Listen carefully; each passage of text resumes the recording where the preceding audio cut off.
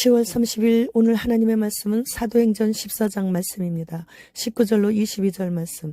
유대인들이 안디옥과 이고니온에서 와서 무리를 충동하니 그들이 돌로 바울을 쳐서 죽은 줄로 알고 시외로 끌어내치니라.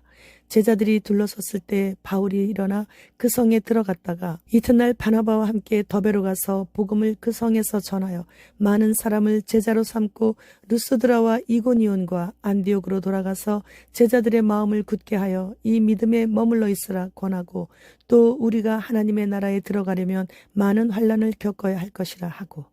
본장은 바나바와 바울 두 선교사가 소아시아의 이고니온과 루스드라와 더베를 거쳐 1차 선교를 마치고 안디옥으로 귀환하는 과정에 일어났던 일들을 기록했습니다.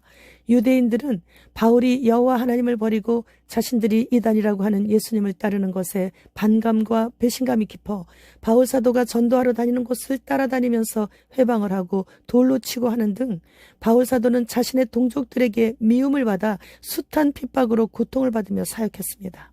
바울 사도 일행이 루스드라에서 전도하다가 걷지 못하는 자를 만났는데 그를 주목하여 보니 구원받을 만한 믿음이 그에게 있는 것을 보고 큰 소리로 네 발로 바로 일어서라 이렇게 하니까 그 사람이 일어나서 걷는 것을 보고 무리들이 우리 가운데 신들이 내려오셨다고 하면서 소란해지면서 바나바와 바울 앞에서 제사까지 지내려고 하는 것을 겨우 말리고 있는데 유대인들이 안디옥과 이고니온에서 루스드라까지 무려 70km를 쫓아와서 바울을 향해 돌로 쳐서 죽은 줄 알고 성 밖에다 버리고 가는 거예요. 그래서 바울은 이때 자신의 몸에 돌로 맞을 때의 흉터들로 인해 이제 나를 더 이상 괴롭게 하지 말라고 그러면서 내 몸에 그리스도의 흔적을 지녔다고 말을 하는 거예요.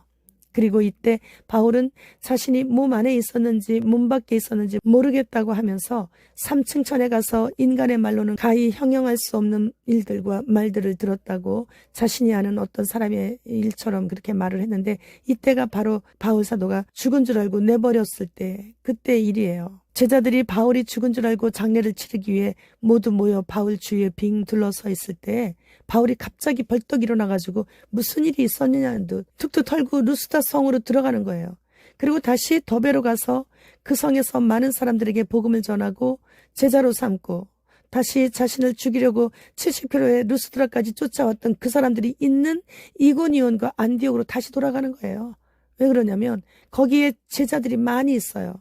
그래서 그들을 만나서 마음을 굳게 하여 이 믿음에 머물러 있으라고 권하고 하나님의 나라에 들어가려면 많은 환난을 겪어야 한다고 위로와 격려를 해주고 또다시 다른 지역으로 떠나는 거예요. 바울은 환경 탓하지 않았고 자신을 죽이기 위해 쫓아와서 돌로 쳐서 실제로 자기가 죽었을 거예요. 그래서 내가 내 몸 안에 있었는지 몸 밖에 있었는지 잘 모른다고 그랬잖아요. 그런데 그 사람들을 조금도 두려워하지 않고 하나님께서 다시 살려주셨기에 맡겨주신 사명 끝까지 감당하기 위해서 그곳에 있는 많은 제자들이 걱정되어 다시 그곳을 찾은 바울을 보면서 하나님의 부름을 받은 자라면 이렇게 바울처럼 어떠한 위험도 두려워하지 않고 피하지 않고 오히려 맞서 싸우며 끝까지 하나님의 보내신 그 목적을 이루어드리는 삶을 살아야겠다 이런 생각을 해봅니다. 예전에 우리나라 가수 그룹 중에 클론이 있었어요. 그런데 얼마 전 미국 가수 자넬 몬의 인터뷰 영상에서 현재 유명한 사람들 중에 클론이 실제 있다라는 것을 공개적으로 인정을 했어요.